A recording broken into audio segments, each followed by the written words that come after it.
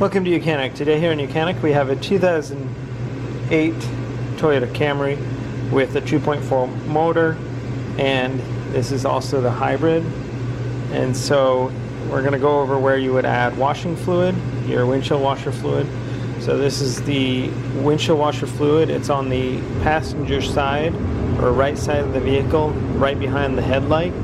So if you need to add fluid to here, you just pop the cap, fill this up. It takes about 3 liters, almost a whole gallon. So you would fill that up, just pop the cap back on, and then you'd be able to have washer fluid for your windows.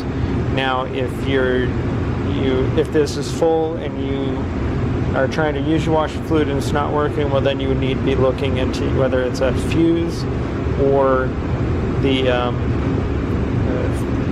what do you call that thing? The pump itself might have worn out and broken, and so you would need to replace that and then double check.